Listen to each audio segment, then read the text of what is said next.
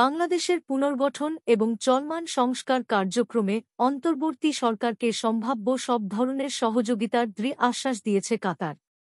দেশটির প্রধানমন্ত্রী ও পররাষ্ট্রমন্ত্রী শেখ মোহাম্মদ বিন আব্দুল রহমান বিন জসিম আল থানি বৃহস্পতিবার দোহায় তার কার্যালয়ে বাংলাদেশের প্রধান উপদেষ্টা অধ্যাপক মুহাম্মদ ইউনূসের সঙ্গে এক বৈঠকে এই প্রতিশ্রুতি ব্যক্ত করেন।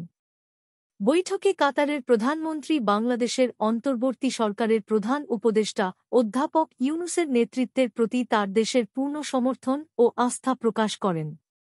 তিনি বলেন, চলমান সংস্কার ও পুনর্গঠন প্রক্রিয়ার মধ্য দিয়ে আগামী বছরগুলোতে বাংলাদেশ আরও শক্তিশালী হয়ে উঠবে বলে তিনি আশাবাদী। শেখ মোহাম্মদ ইউনূসকে বলেন, আমরা আপনার অব্যাহত নেতৃত্বের ওপর আস্থা রাখি। মধ্যপ্রাচ্যের প্রভাবশালী এই নেতা দুই দেশের সম্পর্ককে নতুন মাত্রায় উন্নীত করার আগ্রহ প্রকাশ করেন এবং এ লক্ষ্যে তার একজন ঘনিষ্ঠ সহযোগীকে বিশেষ দায়িত্ব দেওয়ার কথা জানান। প্রধান উপদেষ্টা ইউনূস নতুন বাংলাদেশ বিনির্মাণে, বিশেষ করে দেশের প্রায় 18 কোটি মানুষ ও তরুণ প্রজন্মের জন্য নতুন সুযোগ এবং সমৃদ্ধ ভবিষ্যৎ তৈরি করতে কাতারের কূটনৈতিক, আর্থিক ও বিনিয়োগ সহযোগিতা কামনা করেন। তিনি বলেন, আমাদের তরুণদের স্বপ্নের দেশ গড়তে আপনাদের সহায়তা প্রয়োজন।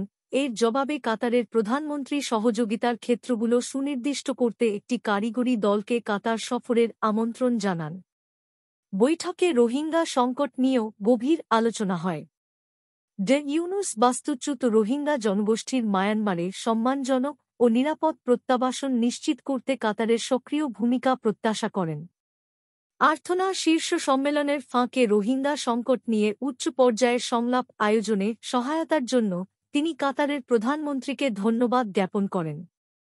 কাতারের প্রধানমন্ত্রী 10 লক্ষাধিক রোহিঙ্গাকে আশ্রয় দিয়ে বাংলাদেশ যে মানবিকতার পরিচয় দিয়েছে তার ভূয়সী প্রশংসা করেন।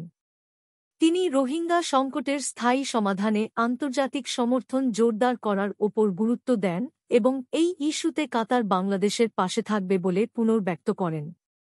আলোচনায় গাজার চলমান পরিস্থিতিও স্থান পায়। গাজার মানবিক বিপর্যয় নিয়ে আন্তর্জাতিক পরিমণ্ডলের নীরবতায় অধ্যাপক ইউনূস উদ্বেগ প্রকাশ করেন। কাতারের প্রধানমন্ত্রী এ বিষয়ে বাংলাদেশের ভূমিকার প্রশংসা করেন এবং জানান যে কাতার সংকট নিরসনে কাজ করে যাচ্ছে। ইউনূস নানা প্রতিবন্ধকতা সত্ত্বেও গাজার পরিস্থিতি বিশ্ববাসীর সামনে তুলে ধরার জন্য কাতার ভিত্তিক সংবাদ মাধ্যম আল জাজিরার ভূমিকারও প্রশংসা করেন। এছাড়া বাংলাদেশের নারী ক্রীড়াবিদদের প্রশিক্ষণ ও সুযোগ সুবিধা উন্নয়নে কাতারের সহযোগিতা চান প্রধান উপদেষ্টা। অধ্যাপক ইউনূস কাতারের প্রধানমন্ত্রীকে বাংলাদেশ সফরের আমন্ত্রণ জানালে শেখ মোহাম্মদ তা সানন্দে গ্রহণ করেন।